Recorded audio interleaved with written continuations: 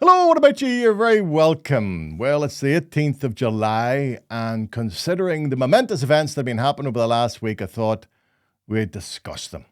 President Joe Biden made a special broadcast to the nation after the attempted assassination of Donald Trump, where he said this. There is no place in America for this kind of violence, or any violence for that matter. An assassination attempt is contrary to everything we stand for as a nation, everything. It's not who we are as a nation. It's not America. And we cannot allow this to happen. Unfortunately, in a nation which has more guns than it has people, this will remain wishful thinking. Indeed, US presidential history demonstrates just how violence and politics have gone hand in hand from America's earliest days. Indeed, it could be pedantic and point out that it was in a violent insurrection in the shape of the War of Independence from the English crown which brought the nation of the US into being. But let's stick with its presidents and their checkered history of death and miraculous survival from assassins. One thing is certain. The survival of Trump will forever remain one example of the closest calls in the history of presidential assassination attempts, with his assassin's bullet hitting his ear.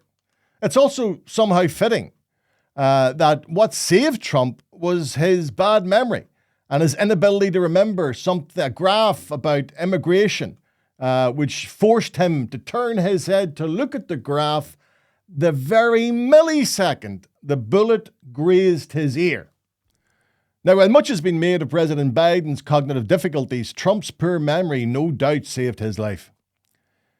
Going back in history, the first US president to survive an assassination attempt was equally lucky.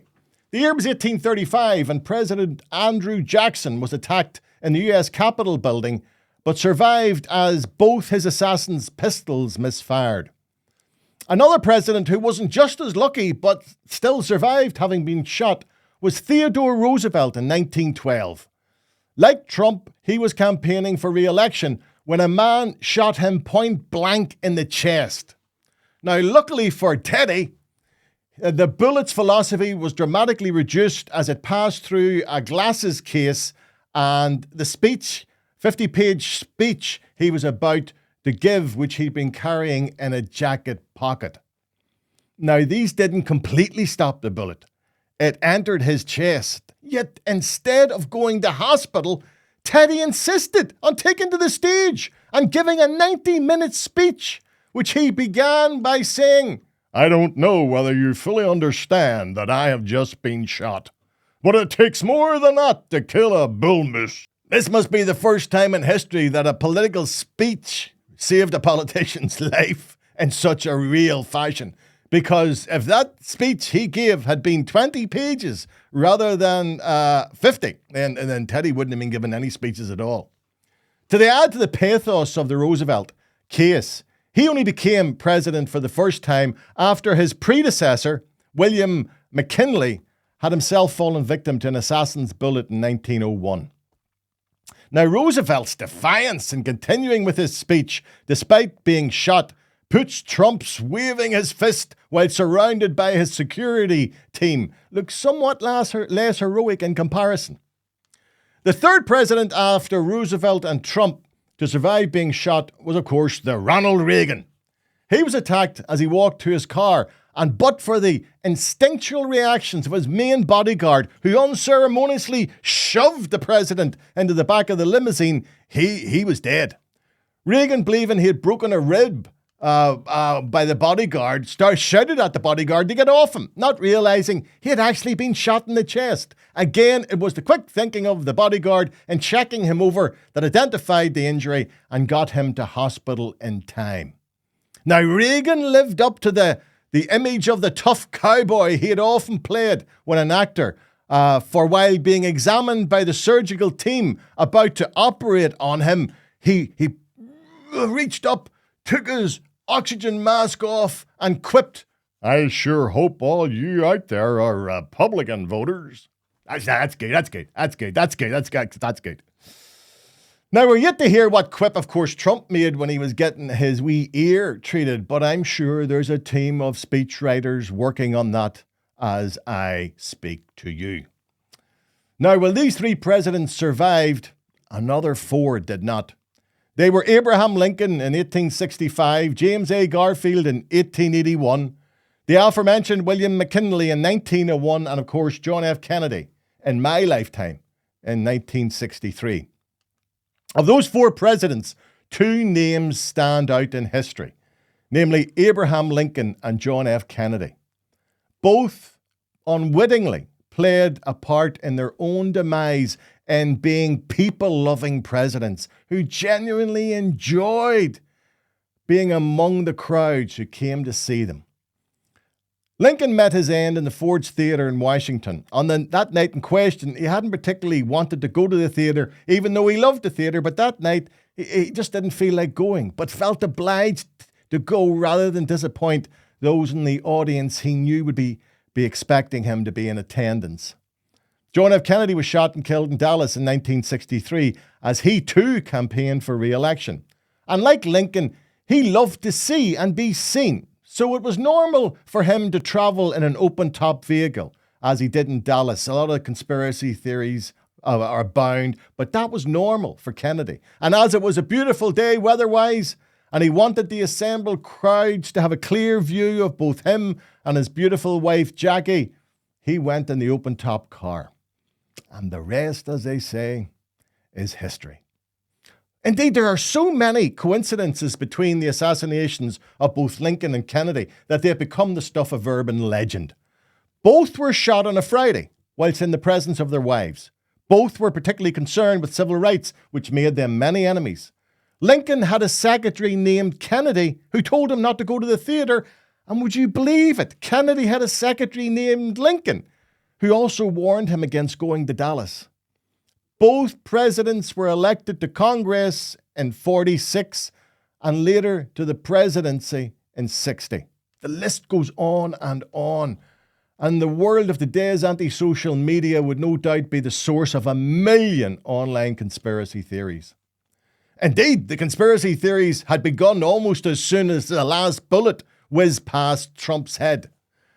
But the truth as to why there have been so many attacks on US presidents is much simpler and banal. A nation with that many guns will always pose a threat to its leaders. And no amount of security can ever defend against a determined individual who has the luck to find a loophole and pose a mortal threat. If you doubt that, then you only have to consider the Trump attack. A 20-year-old boy, and let's call him what he was, a boy, with no military training, was able to defeat not just the local police, but the Secret Service, and fire an AR-15 assault rifle from an elevated position in clear sight of Trump from only 150 yards away. So make no mistake, the violence in the US will continue for so long as politicians such as Donald Trump remain under the thumb and in the pocket of the National Rifle Association and both protect and promote the ownership of weapons of mass murder, such as the AR-15 rifle used in his attack. Hard as it is to believe, Trump visited and had pictures taken in 2023 with the owner of Procurement Manufacturing Services, the factory which makes, the rifle which almost killed him. For while not fully automatic, the AR-15 can be easily modified with the addition of what's called a bump stock, allowing it to fire up to 60 rounds a minute. And those rounds are designed to inflict, and I quote here, maximum wound effect.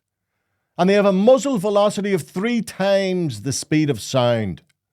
Now, I don't know if the National Rifle Association have commented on the Trump attack yet, but I guarantee when they do, it will go along the lines of, think how much worse it would have been if those protecting the president hadn't guns to fire back.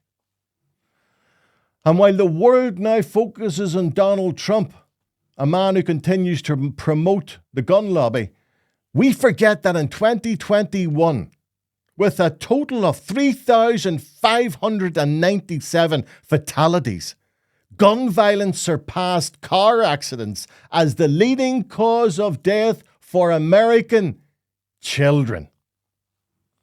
I'm waiting to hear a plausible excuse from the National Rifle Association for that reality. Now, some of you will have noticed that I have not mentioned the names of any of the assassins involved in any of these attacks. The reason for that is that one of the major motivations for many of these individuals is the certainty of their subsequent infamy, if not fame, following their actions.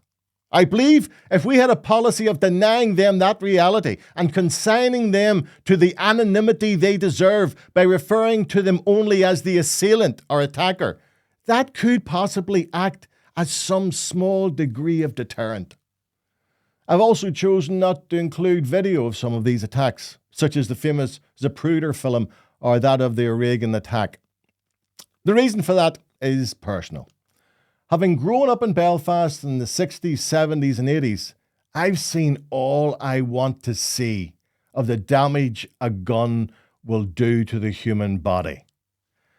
And I am and will remain forever grateful that today, unlike in the USA, we have taken guns off our streets.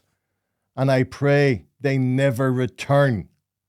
So if we can do it here, it could be done in America if politicians had the will and weren't on the pockets and the payroll of special interest groups such as a National Rifle Association. Just a thought.